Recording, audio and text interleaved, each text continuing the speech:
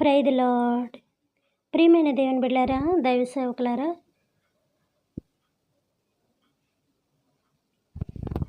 నా Facebook, YouTube, WhatsApp friends అని మీ అందరికీ కూడా నాకు హృదయపూర్వకమైన ధన్యవాదాలు చెల్లించుకుంటున్నాను. ప్రియమైన దేవుని బిడ్డలారా, నేను ఇప్పుడు చెప్పబోయే మెసేజ్ మొన్నటి దినాన్ని చెప్పినట్టున్నాను, కానీ నేను మర్చిపోయినో తెలియట్లేదు. ఇది చెప్పానో చెప్పట్లేదో తెలియట్లేదు, సగం చెప్పి నేను ఆఫ్ చేశానో తెలియట్లేదు.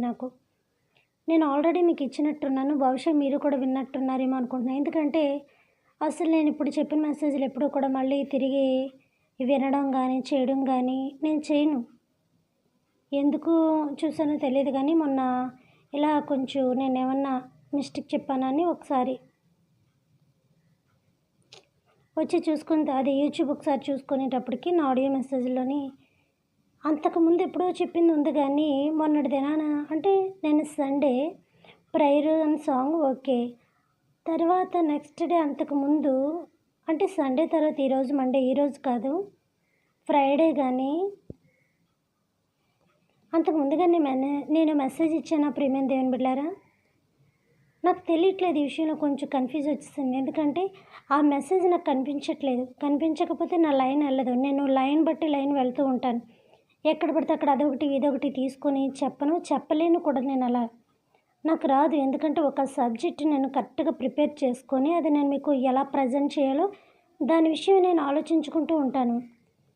ఆలోచన అంటే నెక్స్ట్ ఏం చెప్పాలి, వాళ్ళు చెప్పు, నెక్స్ట్ ఇది వెళ్ళాలి, తర్వాత ఇది ఇలా చెప్పాలని ఒక లైన్ ఉంటుంది కదా, ఆ లైన్ ప్రకారం నేను మీకు చెప్పుకుంటూ వెళ్తాను. కానీ మొన్నటి చెప్పిన విషయం తెలియట్లేదు. ఈ విషయం ఏంటంటే ఇది స్టార్ట్ చేసిన కాడి నుంచి అసలు ఒక్కోసారి నాకు కుదరకపోతే లేట్ అవ్వచ్చు, కానీ చెప్తామని కూర్చున్న టైంలో 5-6 సార్లు నేను డిలీట్ చేయడమో, లేకపోతే ఏదో ఒక ప్రాబ్లం వచ్చి నేను వీడియోస్ ఆఫ్ చేయడం ఇదవుతుంది. ఎందుకంటే ముందుకు వెళ్ళట్లేదు ఇది. బహుశా ఇప్పుడు చెప్పేసి ఉంటాను, అయినప్పటికీ కూడా అందులోని డిలీట్ అయిపోయింది. కాబట్టి నేను మళ్ళీ అదే రిపీట్ చేయాలనుకుంటున్నాను. చెప్పిందే చెప్తున్నారు ఏంటంటే అని మీరు అనుకోవచ్చు. ఒకవేళ మీరు వినేసినా వినలేని వాళ్ళు ఎవరన్నా ఉంటే వాళ్ళ తర్వాత వినాలి అని అనుకుంటే అది లేనప్పుడు వాళ్ళకి ఎలా ఉంటుందంటే లైన్ కరెక్ట్గా ఉండదు. ఇప్పుడు ఇది వచ్చి 2 డేస్ది మెసేజ్ పోయి తర్వాత మళ్ళీ ఇప్పుడు చెప్పేది అందుకున్నాం అనుకోండి, దానికి దీనికి మధ్యన గ్యాప్ వచ్చేసి ఆ యొక్క కలయికత, ఆ యొక్క సబ్జెక్టు కరెక్ట్గా ఉండదు అనమాట. కాబట్టి విషయం ఏంటంటే మొన్నటి దినాన నేను చెప్పిందే మళ్ళీ ఒకసారి మీకు రిపీట్ చేయాలనుకుంటున్నాను. ఒకవేళ మీరు వినినా సరే, ఏమనుకున్నా ఇంకా అది మీ ఇష్టం, కానీ నేను మాత్రం అది మళ్ళీ రిపీట్ చేయాలనుకుంటున్నాను. ఎందుకంటే ఎలా పోయిందో ఎలా ఉన్నదో నాకు తెలియట్లేదు. నా మైండ్లో అయితే కొంచెం గుర్తుంది చెప్పానని అనుకొని. నాకు ఈ మధ్య నా శాతాన్ని బాగా పట్టేస్తుంది. సరే ప్రియమైన దేవుని బిడ్డలారా, ఏదేమైనప్పటికీ మరి ఇంకోసారి అది నేను చెప్పాలనుకుంటున్నాను. ఒకవేళ చెప్పకపోతే మంచిదే, చెప్తే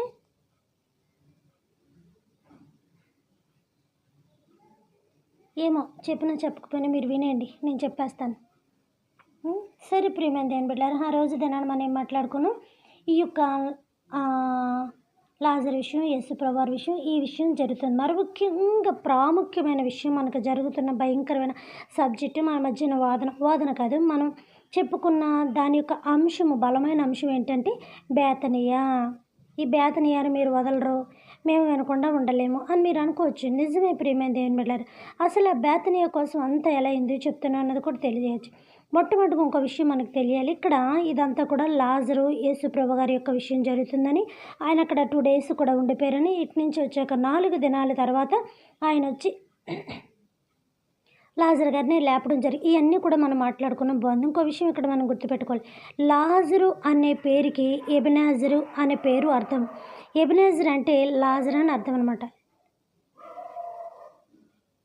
అంతేనా? అంతే. ఎలియాజర్, నా మైండ్ మొత్తం డిస్టర్బ్ అయిపోయింది. ఆ మెసేజ్ చెప్పానో లేదు తెలియట్లేదు. కాబట్టి ఎలియాజర్ అనే పేరుకు లాజర్ అనే అర్థానికి ఆ యొక్క పేరు అర్థాన్ని ఇస్తుంది అనమాట. ఇలాగా ఇంకో విషయం ఏంటంటే ఈ లాజరు, మార్త, మరియ ఉన్న ఊరు ఏంటంటే బేతనియ. ఈ బేతనియ ఊరు ఎక్కడుందంటే కొండ మీద ఉంది. ఈ కొండ ఎక్కడుందంటే ఒలివల తోట దగ్గర, అడవి దగ్గర ఉంది. అంటే ఈ పట్టణము కొండ మీద ఉందన్నమాట. అంతేకాదు ఈ పట్టణానికి యెరూషలేము దేవాలయము 2 కిలోమీటర్లు అయి ఉంది. ఈ 2 కిలోమీటర్ల దూరం నుంచి వాళ్ళు యెరూషలేము మందిరానికి వచ్చి ఆరాధించాలి. యెరూషలేము ఎక్కడుంది అని అంటే కనుక సెంటర్ పాయింట్లో ఉంది. ఎక్కడుందంటే ఆ యొక్క నలుదిశల తూర్పు, పడమర, ఉత్తర దిశ నలుదిశలా కూడా అక్కడ సెంటర్లో ఉంది. అంటే ఇజ్రాయేల్ దేశానికి తూర్పు దశలో ఉందన్నమాట. అది సుమారు అక్కడికి 2 ఆ ఊరికి, ఆ గ్రామానికి 2 కిలోమీటర్లు ఉంటుంది. అంటే ఊరు నడి ఒడ్డున ఉంది. ఎందుకంటే విశ్రాంతి దినాన వాళ్ళు అక్కడికి మందిరానికి వెళ్ళి దేవుణ్ణి ఆరాధించాలి. విశ్రాంతి దినాన ఎక్కువగా నడవకూడదు. మా 10 ఆజ్ఞల ప్రకారం కాదు, కానీ మోషే ధర్మశాస్త్రం ప్రకారం కూడా విశ్రాంతి దినాన బరువులు ఎత్తకూడదని, విశ్రాంతి దినం పూట ఎక్కువ ప్రయాణం చేయకూడదని, విశ్రాంతి దినం పూట పొయ్యి అంటించకూడదని, యొక్క విశ్రాంతి దినం యొక్క నియమ నిబంధనలు మనకు బాగా తెలుసు. ఇంకొక విషయం, ఇక్కడ ప్రాముఖ్యమైన విషయం మనం గుర్తుపెట్టుకోవాల్సిన విషయం ఏంటో తెలుసా? యేసు ప్రభువారు అప్పటికున్నప్పటికీ కూడా వాళ్ళు విశ్రాంతినే పాటిస్తున్నారు. ఈ సబ్జెక్ట్ అస్సలు మర్చిపోకూడదు మనం. ఇక్కడి నుంచి ఈ మెసేజ్ కనుక నేను తీసుకున్నానంటే ఆదికాండం నుంచి ప్రకటన దాకా వెళ్ళిపోవాలి. మీరు అన్నీ ఆదికాండం నుంచి ప్రకటన దాకా వెళ్ళాలి కదా అంటారు. మరి వెళ్ళాలి, ఎందుకంటే ఏరు లేకుండా కాండం ఎక్కడుంది? ఏరు లేకుండా బలమైన, మరి చూడండి, ఒక కొబ్బరి చెట్టుని తీసుకుందాం. ఎందుకంటే కొబ్బరి చెట్టు చాలా బలమైనది కాబట్టి. అది మీకు దర్శనం వచ్చినా మంచిదే. అంటే అంత బలమైనది దేవుడు మీకు చూపిస్తున్నాడు అని అర్థం. అసలు కొబ్బరికాయ ఎంత బరువు ఉంటుంది అర్రా కాయ? అలాంటిది ఆ కాయలు గుత్తులు గుత్తులు, గెలెల ఎంతో ఎత్తున ఎలాడబడి ఉంటాయి. ఆ కాండం ఎంత బరువుగా ఉంటుంది. మళ్ళీ తుఫాను వచ్చినప్పుడు చూడాలమ్మా దాని యొక్క విధ్వంసం. నాకు మహాభయంలోనికి వెళ్ళిపోతూ ఉంటాను. పడిపోతుందేమోన్నంత భయంగా ఉంటుంది అనమాట. అంత బరువుని అంత ఆఫ్ చేస్తుంది గల కారణం ఏంటో తెలుసా? కింద ఏరులు అనే పునాది. కింద ఏరులు ఆ చివరి నుంచి ఈ చివరికి పడిపోయినా, ఈ చివరి నుంచి ఆ చివరికి పడిపోయినా, ఆ కాండం అలా ఇలా ఎంత ఊగినా కూడా చెట్టు విరగదు. మొలక చెట్టు కాదు అది విరగడానికి, కొబ్బరి చెట్టు. కాబట్టి అంత భూమిలోని అంత స్టామినాగా పట్టుకొని ఉంటుంది వేర్లు. ఎక్కడే చెట్టు ఉంటుంది కానీ ఊరి చివర వేర్లు ఉంటూ ఉంటాయి. అలాగే మర్రి చెట్టు ఒకటి, ఈ యొక్క కొబ్బరి చెట్టు ఒకటి కూడా చాలా బలమైంది. అన్ని చెట్లు బలమైనవి కాదనట్లే, కానీ ఈ 2 చెట్లు కూడా ఇంకా అంత బలం ఉంది. కాబట్టి ప్రియమైన దేవుని బిడ్డలారా, ఈ యొక్క వేరులు ఎంత బలమైనవి ఉన్నాయో ఆదికాండం కూడా అంత బలమైనది ఉంది. చివర చిగురులు ఎంత కొంచెం వికసింపజేసి అందంగా కనపడి కాసేపు ఆకులు కాసి కాసేపు రాలిపోయి, ఈరోజు 2-3 పువ్వులు వచ్చి రేపటికి వాడిపోయి, ఈ టైపులో పైనంతా కూడా ఉంటూ ఉంటుంది. ఏంటది అంటే నూతన నిబంధనకి క్రియ అనమాట. అంటే ఆదికాండం వచ్చి ఏరులు లాంటివి, ఈ చివర ప్రకటన వచ్చి, అంటే ఆదికాండం నుంచి ప్రకటన దాకా ఏదీ లేకుండా లేదు. ఇక్కడ మొదలైన పునాది పైన చిగురుల దాకా వచ్చింది. కాబట్టి ఏ సబ్జెక్ట్ అయినా ఆదికాండం నుంచే స్టార్ట్ అవుతుంది. తర్వాత ఎండింగ్ అనేది ప్రకటనలో లాస్ట్ అవుతుంది అనమాట. కాబట్టి ప్రియమైన దేవుని బిడ్డలారా, ఇక్కడ ఈ సబ్జెక్ట్ మనం చాలా బాగా గుర్తుపెట్టుకోవాలి. అందుకనే నేను చెప్తున్నాను, ఇక్కడ నుంచి వాక్యం చాలా సీరియస్గా వెళుతుందని చెప్పాను. కానీ నీ యొక్క మళ్ళీ ఇప్పుడు తీస్తే ఇది ఒక వేరే ప్రసంగం అయిపోద్ది. ఇక ఒక లైన్ నుంచి ఒక ప్రసంగం, ఒక లైన్ నుంచి ఇంకో ప్రసంగం వచ్చేస్తే నెక్స్ట్ ఇంకోటి నేను స్టార్ట్ చేయలేను. అయినా అన్నీ వస్తాయి. ఇందులోంచి మళ్ళీ ఆ ప్రసంగం తీసి మళ్ళీ నేను మీకు ఇవ్వాలి. కాబట్టి ఇది చెప్పానో చెప్పట్లేదో నాకు గుర్తు రావట్లేదు, కానీ అయినా చెప్పేస్తున్నాను, వినేయండి. అందులో ఉంటే మీకు కావాల్సినప్పుడు వినండి. ఇజ్రాయేల్ దేశంలో తూర్పు సరిహద్దులలో అది ఉందని చెప్పాను. అక్కడ బేతనియ అనే గ్రామానికి ఎంత అంటే 2 కిలోమీటర్ల దూరం. 2 కిలోమీటర్ల దూరం. ఎక్కువ దూరం నడిచి వెళ్ళకూడదు. విశ్రాంతి దినం పూట అసలు కదలకూడదు. 1 మైలు దూరం కన్నా ఎక్కువ వెళ్ళకూడదు. ఎక్కడ ఉన్నవాళ్ళు అక్కడే ఉండాలి. కాబట్టి ఆ చివరి నుంచి ఊరు వారందరూ, మొత్తం నలుదిశల ఊరు వారందరూ వచ్చి దేవుని స్తుతించాలి. అందుకే ఆ టైంలో ఏమో చూడంటే సంవత్సరానికి ఒకసారి రొట్టెల పండుగ, సంవత్సరానికి ఒకసారి పులియని రొట్టెల పండుగ, సంవత్సరానికి ఒకసారి పస్కా పండుగ ఇది చేసుకునే చూరు. అందుకే యేసు ప్రభుని పస్కా పండుగలో అల్లరి వద్దు, తర్వాత మనం పట్టుకుందాం, తర్వాత ఇది చేద్దాం, జనాల్లో గొడవద్దు అని ఇది చేస్తుంటారు. సరే, ఆ సబ్జెక్ట్ వేరే. ఈ శ్రమ దినాలు వచ్చినప్పుడు దైవజనులు మీకు బాగా వాక్యం చెప్తారు కాబట్టి అప్పుడు మీరు ఏంటంటే సరిపోతూ ఉంటుంది. మీ దైవజనులు వాక్యం చెప్పినప్పుడు దయచేసి మైండ్ పెట్టండి. నేను అదే చెప్తున్నాను. ఇలాగా ఉందన్నమాట. ఎక్కడుందంటే ఈ పట్టణము కొండ మీద ఉంది. ఇది ఎక్కడుందని చెప్పాను? ఒలివ తోట దగ్గర ఉందని చెప్పాను. అంటే కొండ మీద నుంచి ఊరు ఉన్నదనమాట. అంటే ఈ కొండ అడవిలో ఉన్నదనమాట. అలా ఎలా ఉంటుంది అని మీరు అనుకోవచ్చు. ఇప్పుడు మనం ఉంటున్న చాలా ఏరియాలు పల్లెటూర్లు కానీ, చాలా అడవులు కానీ, అడవుల మధ్యలో ఇప్పుడు ఇల్లులు ఉంటున్నాయి. అడవుల మధ్యన ఇది ఉంటున్నాయి. కొన్ని కరెక్ట్ రూట్ ఉంటుంది, కొన్ని వచ్చి ఏంటో దారులు అంటారు కదా, అడ్డదారులు, ఆ దారులు, ఈ దారులు, సగం షార్ట్ కట్ దారులు అంటూ ఉంటారు కదా, అలాగా కూడా ఉంటుంటాయి. అందుకనే ఒక విషయం, దీనికి ఒక ఉదాహరణ మనం తీసుకోవచ్చు. అది ఏంటంటే కనుక మోషే ఇజ్రాయేల్ జనాంగాన్ని తీసుకొచ్చినప్పుడు అక్కడి నుంచి కానాను ప్రదేశం రావడానికి కరెక్ట్గా పట్టే రోజులు ఎన్నో తెలుసా? 11 రోజులు. 11 రోజులు డైరెక్ట్ దారి. అయితే వీళ్ళ తెరం లేరు, వరం లేరు, వీళ్ళని స్థిరపరచాలని చెప్పి ఏం చేశారో తెలుసా? దేవుడు మొత్తం కొండ చుట్టూ తిప్పి తీసుకొచ్చారు. ఈ కొండ చుట్టూ తిప్పి తీసుకొచ్చేటప్పటికి 40 సంవత్సరాలు వచ్చేసాయి. ఒక్కరోజు 2 రోజులు కాదు. అంటే వాళ్ళ జీవితం అంతా ఎక్కడైపోయింది? అరణ్యంలో అయిపోయింది.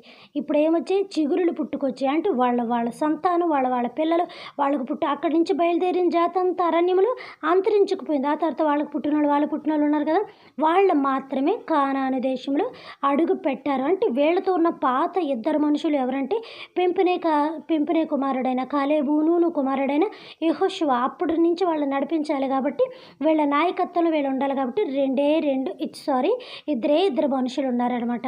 ఆ 2 మనుషులు దేవుడా, ఆ 2 మనుషులు ఎవరంటే వీళ్ళిద్దరు ఉన్నారనమాట. కాబట్టి వీళ్ళని తీసుకొచ్చి మోషే ఎలాగైతే వీళ్ళకి ఫుల్ గైడెన్స్ ఇచ్చాడో, ఈ యొక్క యెహోషువ కూడా తర్వాత యెహోషువ నాయకత్వంలో ఎన్నుకోబడ్డాడు. ఈ యొక్క యెహోషువ కూడా మీరు జాగ్రత్తగా ఉండండి బాబు, మిమ్మల్ని తీసుకొచ్చి మీ భూభాగం మీకు ఇచ్చాం, ఇదంతా కూడా నేను చెప్పాను.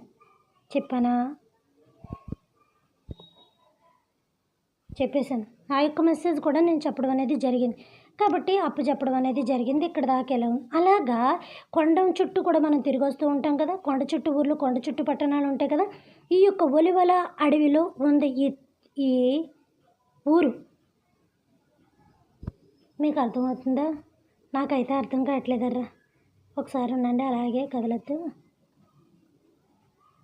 చూడండి, ఒకసారి వాక్యం కూడా చూసేద్దాం. యోహాను సువార్త 11వ అధ్యాయము 1వ వచనం నేను చదువుతున్నాను చూడండి. మరియు ఆమె సహోదరుడైన మార్త అనువారి గ్రామమైన బేతనియలోనున్న లాజరు అని ఒకడుండెను. చూసాను. ఇక్కడ మనం తీసుకోవాల్సిన పాయింట్ ఏంటంటే, మార్త మరియా అందరూ ఉన్న ఊరు నేను చెప్పాను కదా, బేతనియా గ్రామము.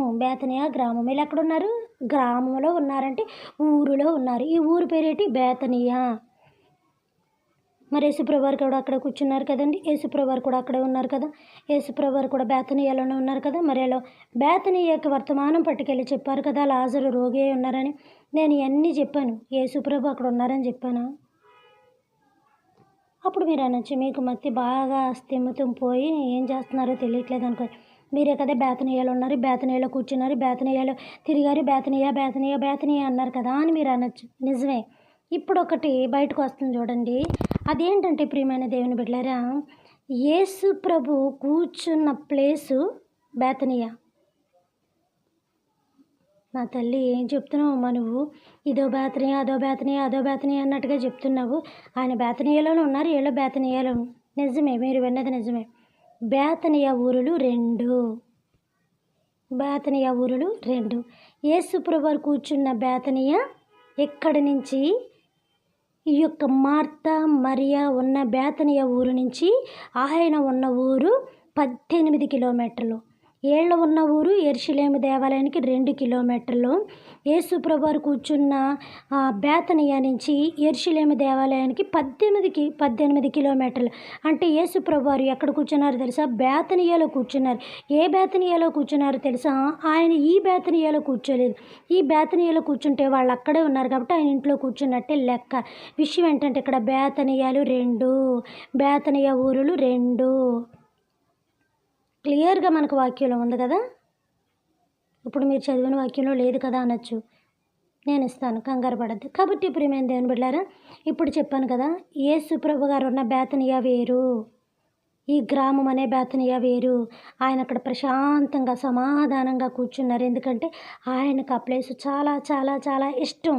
ఆయన కోరుకున్న ప్లేస్ అది. ఆయన ఇష్టానుసారమైన ప్లేస్, ఆయన అనుభవింపగలిగిన ప్లేసు. అంటే ఆనందంగా మనసుకి మనం ఎంతసేపు చూడండి, కాసేపు పార్క్కి వెళ్దాం, కాసేపు లేకపోతే అక్కడ బీచ్కి వెళ్దాం, కాసేపు ఎక్కడికో ఏదో టూర్ వెళ్దాం. మనం చాలా రోజుల నుంచి ఇంట్లోనే ఉంటున్నాం, కాసేపు ఏదో అలా గాలికి తిరిగి వద్దాం, మంచి గాలికి, మంచి వాతావరణానికి, మంచి మనుషులతో అని అనుకుంటూ ఉంటాం. ఎందుకంటే మన యొక్క ప్రాణం ఇసుకెక్కిపోతూ ఉంటుంది. అత్తమాటు చూసినయే చూడి వినినయే వింటూ ఉంటే చాలా చిరాగ్గా ఉంటుంది.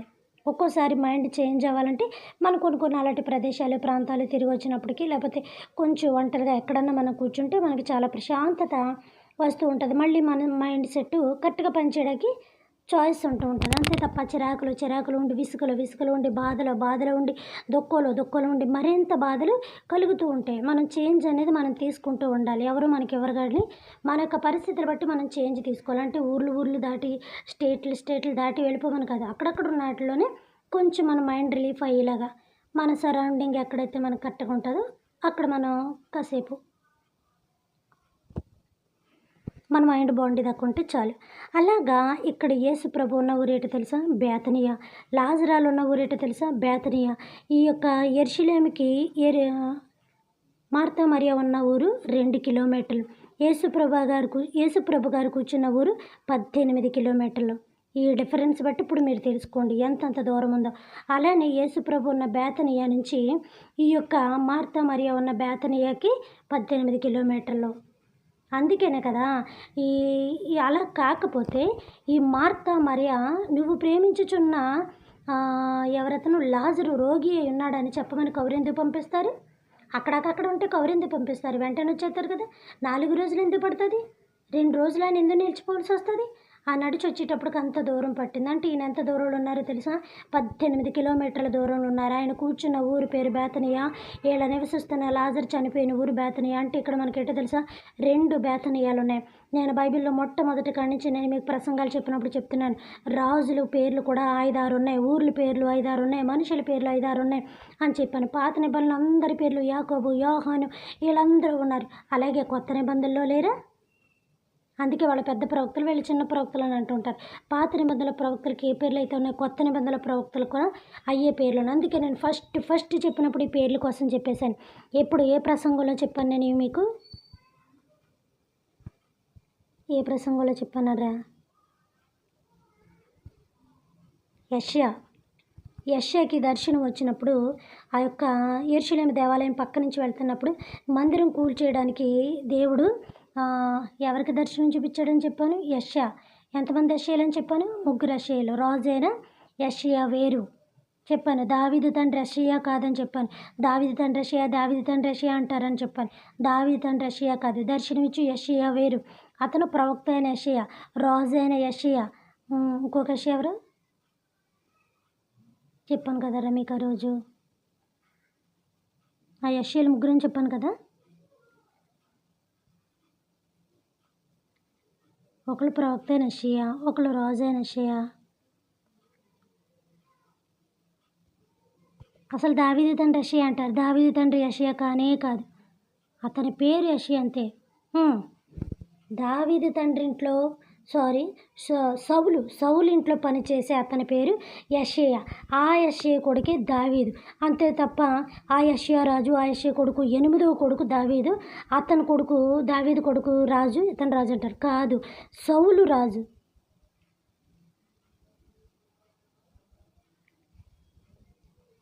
అతని దగ్గర పనిచేస్తాడు ఎవరు? దావీదు తండ్రి యెషయా. కాబట్టి ఇవన్నీ కూడా చెప్పేసాను. మీరు ఎప్పుడన్నా వినాలనుకుంటే ఆ కింద ఆడియోలకి వెళ్ళి ఆడియో మెసేజ్లో మరి ఆడియోలు అండ్ వీడియోలు కూడా ఉన్నాయి కాబట్టి మీరు వినొచ్చు. ఇలాగా ఈ పేర్లు దయచేసి గుర్తుపెట్టుకోండి, మీరు మర్చిపోద్దు. ఈ పేర్లు బట్టే మనుషులైనా ఊర్లైనా మనం చాలా పొరపాటు పడుతున్నాం. మనం చాలా తేడాగా ఆలోచిస్తున్నాం. ఇప్పుడు తెలియపోతే ఏమనుకుంటారు? యేసు ప్రభు గారు కూడా బేతనియాలోనే ఉన్నారు, లాజరాలు చనిపోయిన ఊరు కూడా బేతనియా అనుకోవచ్చు. కానీ ఈ ఊరికి యెరూషలేముకి 2 కిలోమీటర్లు, ఆయన ఉన్న బేతనియాకి యెరూషలేము 18 కిలోమీటర్లు. అందుకే ఆయన కూర్చున్న ప్లేస్కి వీళ్ళు ఎంత దూరం నడుచుకొని వెళ్తారు? లేకపోతే అంత దూరం నడుచుకొని వెళ్ళాల్సిన అవసరం ఏముంది? నువ్వు ప్రేమించుచున్న లాజరు రోగి అయి ఉన్నాడని తెలుసుండి కూడా ఎన్ని రోజులు ఉన్నాడని చెప్పాను? 2 రోజులు ఉండిపోయాడని నేను అక్కడ చెప్పాను. అక్కడి నుంచి ఇక్కడికి వచ్చేటప్పటికి ఎన్ని రోజులు అన్నాను? 4 రోజులు అని చెప్పాను. ఇక్కడ ఈయన ఎక్కడెక్కడ ప్లేస్లో ఉంటారు తిరుక్కుంటూ ఒక రోజు వెళ్ళిపోయారు. ఈయన ఎప్పుడు అక్కడే కూర్చుంటాడు కదా, అక్కడ ఉంటాడు అని చెప్పి అప్పుడు అక్కడ బేతనీకి వెళ్తే కరెక్ట్గా స్పాట్లో దొరికేశాడు ఆయన అక్కడ ఆ ప్లేస్లో. గుర్తుపెట్టుకోండి, చాలా సబ్జెక్ట్ ఉన్న మెసేజ్.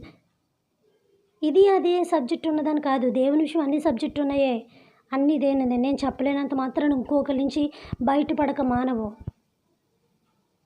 నేను చెప్పకపోతే మీ దైవజనులు చెప్తారు, వాళ్ళు చెప్పకపోతే ఇంకొకరి నోటి నుంచి బయట పెట్టుకుంటాడు దేవుడు, ఇంకొకరి నోటి నుంచి బయట పెట్టుకుంటారు. ఇక్కడ ఎవరు టాలెంటెడ్ పర్సన్స్ లేరు, దేవుడు మాత్రమే టాలెంట్. ఇక్కడ ఎవరు సత్యం చెప్పిన వాళ్ళు లేరు, దేవుడు మాత్రము, బైబిల్ మాత్రమే సత్యమైంది. దయచేసి మీరు అది మాత్రమే నమ్మండి. నేను ఎంతో మొత్తుకుంటున్నాను, దేవుడే సత్యము, నేను సత్యం చెప్పాను, మాది సత్యం వద్దు. అస్సలు ఆ యొక్క మైండ్ సెట్ పూర్తిగా తీసేయండి. మీ ఇంట్లో మీరు బైబిల్ చదివితే మీరు సత్యవాక్యం చదువుతున్నట్టే. బైబిల్ మాత్రం ఫాలో అవుతే చాలు, మమ్మల్ని ఫాలో అవ్వద్దు, మీరు బైబిల్ ఫాలో అవ్వండి. దైవజనులు ఏ వాక్యం చెప్పారు వినండి, మైండ్లో పెట్టుకోండి, బుక్లో రాసుకోండి, ఇంటికి వచ్చి అదే ఒక్కసారి బైబిల్ చదవండి. తేడా పడేంటో మీకు తెలిసిపోతుంది. దేవుడు మీకు బోధిస్తాడు. మేము బోధించే బోధ కన్నా దేవుడు బోధించే బోధ గొప్పది కదా.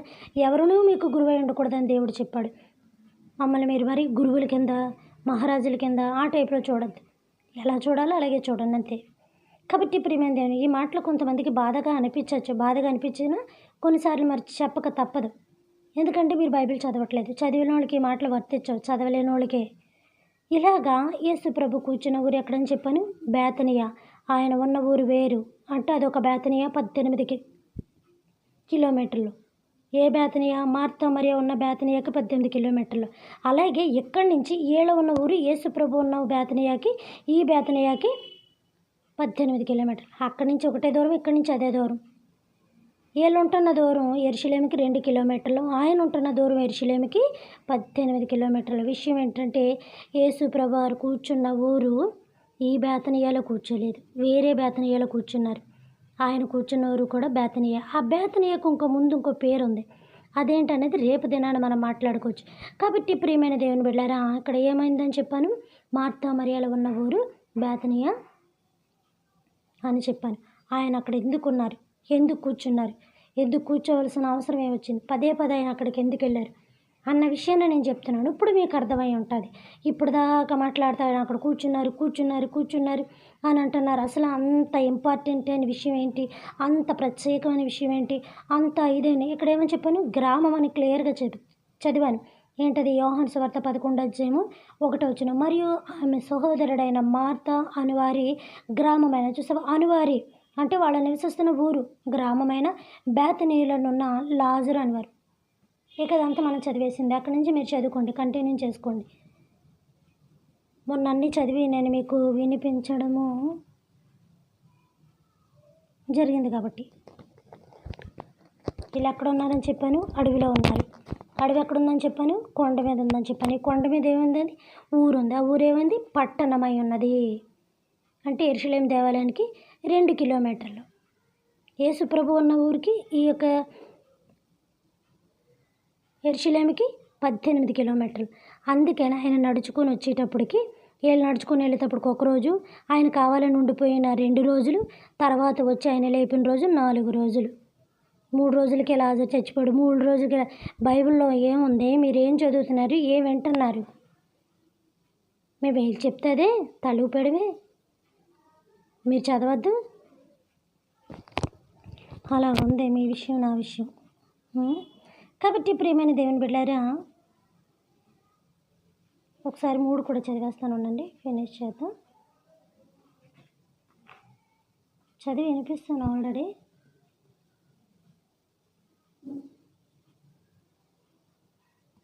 చూడండి, 11:3 అతని అక్కా చెల్లెండ్రు ప్రభు ఆయన వద్దకు వచ్చి మార్తా మరియ ఆయన పంపి, యేసు అది విని అతని అక్కా చెల్లెండ్రు, ప్రభువా, ఇదిగో నీవు ప్రేమించువాడు, చూసావా, నీవు ప్రేమించువాడు రోగి అయి ఉన్నాడని ఆయన యొద్దకు వర్తమానము పంపేను. మళ్ళీ చదువుతున్నాను చూడండి, 3 అతని అక్కా చెల్లెండ్రు, ప్రభువా, ఇదిగో నీవు ప్రేమించిన వాడు రోగి అయి ఉన్నాడని అతని యొద్దకు వర్తమానము పంపిరి. యేసు ప్రభువారు ఇక్కడే ఉంటే వర్తమానం ఎక్కడికి పంపుతారు? నాకెవరో, నా ఇంట్లో మంచి కవరో చెడ్డ కవరో ఏ కార్డో ఇవ్వడానికి వచ్చారనుకోండి, నేను వాళ్ళతోటి కార్డులు ఇవ్వడానికి నేను కూడా తిరిగాను అనుకోండి, వాళ్ళు నా ఇంటికి ఎందుకు వస్తారు? నేను వాళ్ళ దగ్గర ఉన్నాను కాబట్టి అక్కడే ఇచ్చేస్తారు. పోనీ దగ్గర ఉంటే 2-3 అడుగుల్లో నడిచి వచ్చేస్తారు. ప్రత్యేకంగా ఇక్కడ రాయబడింత క్లియర్గా ఉంటే ఎలా మనం ఊహించుకొని మాట్లాడుతున్నాం ఒక్కసారి ఆలోచించాలి. నీవు ప్రేమించుచున్న లాజరు రోగి అయి ఉన్నాడని ఆ ఇద్దరు మనుషుల్ని లాజర్తో తిరిగిన ఫ్రెండ్స్ని ఇచ్చి పంపించారు. బాబు మీరు అత్తమాట కలిసి తిరుగుతారు కదా, మరి ఈరోజు నా తమ్ముడు ఎలా ఉన్నాడని మరి ఆయనకి వార్త పంపించండి. ఆయన ఇప్పుడు దాకా ఉన్నాడు, 2 రోజులు ఉన్నాడు, ఇప్పుడు అక్కడికి వెళ్ళిపోయాడు, ఆయన కనిపించట్లేదు, ప్లీజ్ కొంచెం నా తమ్ముడు ప్రాణాలతో కొట్టుమిట్లాడుతున్నారు, ప్లీజ్ అయ్యా దయచేసి ఎలా వర్తమానం చెప్పు. ఇప్పుడు దాకా ఫోన్లు, వీడియో కాల్స్, ఆడియో కాల్స్ అలాంటి కమ్యూనికేషన్స్ ఏమీ లేని టయాలు కదా అవి. తల్లిదండ్రులు బిడ్డలు చూసుకుందాను, బిడ్డలు తల్లిదండ్రులు చూసుకుందాను. ఒకప్పుడు ఎలాంటి కమ్యూనికేషన్ లేదు. ఇప్పుడు పక్కన మనిషి లేడన్న మాటే తప్ప వీడియో కాల్స్ వచ్చేస్తున్నాయి, ఆడియో కాల్స్ వచ్చేస్తున్నాయి, డైరెక్ట్గా ఫేస్ టు ఫేస్ మనం మాట్లాడేసుకోగలుగుతున్నాం. అంతరిక్షంలో ఉన్నవాళ్ళు, ర్యాకెట్లో ఉన్నవాళ్ళు మనం చూసేస్తున్నాం, ర్యాకెట్లో వాళ్ళు ఏం చేస్తున్నారో చూసేస్తున్నాం. ప్రియమైన దేవుని బిడ్డలారా, టెక్నాలజీ అనేది ఎంత డెవలప్మెంట్ అయిపోయిందంటే ముందు ముందుకు మన భోజనం అనేది దొరుకుతుందో లేదో, ఇక ట్యాబ్లెట్లు వేసుకొని బతకాలి. అన్నీ కూడా చికెన్ కర్రీ ఏంటంటే ఒక చికెన్ ట్యాబ్లెట్, మటన్ కర్రీ ఒక ట్యాబ్లెట్, బిర్యానీ ఒక ట్యాబ్లెట్, ఇక వాటితోటే సంతృప్తి చెందాలి. అంతగా డెవలప్ అయిపోతుందేమో ఇంకాను. కాబట్టి ప్రియమైన దేవుని బిడ్డలారా, ఈ యొక్క రీతిలోని ఏమని చెప్పాను, యేసు ప్రభు అక్కడే అదే ఊర్లో ఉంటే కబురు ఎందుకు పంపించారు, నాకు ఆ విషయం చెప్పండి. మళ్ళీ 2 రోజులు అక్కడ నిలిచిపోయాడు, ఆ విషయానికి నాకు అర్థం చెప్పండి. అక్కడి నుంచి ఇక్కడికి రావడానికి ఎంత దూరం పట్టింది, అక్కడక్కడే ఉంటే కబురు ఎందుకు పంపించారు. ఇప్పటికన్నా మీకు అర్థమవుతుందా 2 ఊర్లని? ఇప్పటికన్నా మీకు అర్థమవుతుందా ఆయన ఉన్న ప్లేస్ వేరు, ఈయన ఉన్న ప్లేస్ వేరని, ఈయన చనిపోయిన ప్లేస్ వేరు, ఆయన ఉన్న ప్లేస్ వేరు అని అర్థమవుతుందా? మనం ఉన్న పేర్లు చాలా ఊర్లు ఉంటాయి. మా ఏరియాలో ఉన్న వాటి పేరు ఇంకొక ఏరియాకు ఉంటాయి, ఇంకొక ఉన్న ఏరియా పేరు ఇంకొక ఏరియాకు ఉంటాయి. మనిషి పేరు మనిషికి ఉంటుంది, ఇంటి పేరు మారచ్చేమో కానీ మనిషి పేరు మనిషికి 100 మందికి ఉంటుంది. మనకు తెలీదా ఈ విషయం? ఇదేమన్నా ఎక్కడి నుంచి ఇప్పుడు స్టార్ట్ అయింది అనుకున్నారు, ఎప్పటి నుంచో ఎక్కడికో స్టార్ట్ అయ్యి. రాణి అంటే నా ఒక్కదాన్నే ఉన్నాను ఇటు రాణి, దేశాన్ని వెళ్ళిన రాణిలు కూడా చాలామంది ఉన్నారు, ఈజిప్ట్ రాణిలు చాలామంది ఉన్నారు. ఆ రాణిలంతా వచ్చి నన్ను చెతికేసేస్తారనమాట. ఏ ఊరికి రాని, ఏ దేశానికి రాని, ఎక్కడికి రాని అని, నేను నా ఇంటికి నాకే రాని, అంతే తప్ప పేర్లు అనేవి 1,90,000 ఉంటాయి. ఊరి పేర్లు కూడా అలాగ ఉంటాయి, ఈ పేర్లు కూడా అలా ఉంటాయి. ఇప్పుడు అర్థమై ఉంటుంది, సమయానికి బాగా గుర్తొచ్చింది. కాబట్టి ప్రియమైన దేవుని బిడ్డలారా, యేసు ప్రభు ఉన్న ఊరు వేరు, ఈ ఊరు వేరు, కానీ ఒకటే పేరు. ఊరు వేరు, పేరు మాత్రం ఒకటే, గుర్తుపెట్టుకోండి. ఇక్కడి నుంచి రేపు కంటిన్యూగా మనం వెళదాం. వీళ్ళు ఎక్కడ ఉన్నారని చెప్పని మళ్ళీ మర్చిపోకూడదు. ఒలివల అడవి, తోట, కొండ అక్కడ ఉన్నారు. ఒకసారి యోహాను సువార్త అంతా కంటిన్యూగా చదివిండరా. పరలోకమందున్న మా తండ్రి, మీ నామము పరిశుద్ధపరచబడునుగాక, మీ రాజ్యం వచ్చునుగాక, మీ చిత్తము పరలోకమందును నెరవేరినట్లు భూమి అందును నెరవేరునుగాక. మనదైన ఆహారం నేడు మాకు దయచేయమయ్యా. మా యొక్క భువనస్థల అపరాధములను మేము క్షమించిన ప్రకారము మా అపరాధములని మీరును క్షమించండి తండ్రి. మమ్మల్ని శోధన నుంచి కాకడిని తప్పించమనైనా రాజ్యము, శక్తి, మహిమ నిరంతరం మీరే ఉన్నారు తండ్రి. ఆమేన్. దేవుడు మిమ్మల్ని దీవించి ఆశీర్వదించును గాక. Good night.